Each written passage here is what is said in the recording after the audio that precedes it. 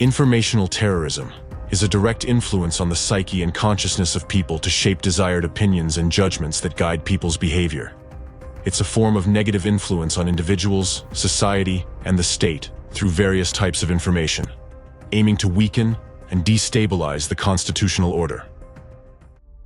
Nowadays, simply scrolling through the news feed in your gadget in the morning can make you a victim of informational terrorism, murders, shootings, persecutions, slander, suffering of innocent people, story after story. You listen, read, and watch as innocent people in various parts of the world, public figures, groups of people, international organizations, religious and political entities, and even government officials are subjected to hatred, groundless discreditation, brutal persecution, and public punishments. It's unfair, unjust, and inhumane. Yet, government institutions allow this to happen and often participate in those repressions themselves. Each of such stories is an act of terrorism aimed against you and your countries. It is crucial to understand that not every negative news story or unpleasant piece of information you encounter in the media is an act of informational terrorism. Informational terrorist acts are not just a chaotic spread of negative information.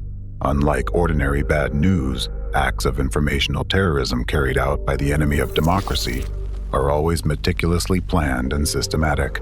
An informational terrorist attack is always a targeted and organized campaign aimed at achieving specific goals. The ultimate goal of an informational act of terrorism is to instill a sense of helplessness and fear in society, and most importantly, to create conditions where the population, meaning all of you, would begin to distrust your country's leadership.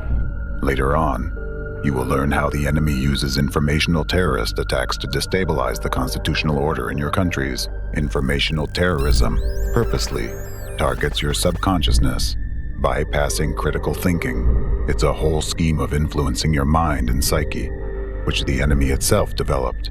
Through informational terrorist attacks, the enemy has been breaking your psyche and that of billions of other people for many years, causing division among you. Informational acts of terrorism conducted through the media have two types of consequences, internal and external. Let's start by examining the internal consequences: destruction of your mental and physical health,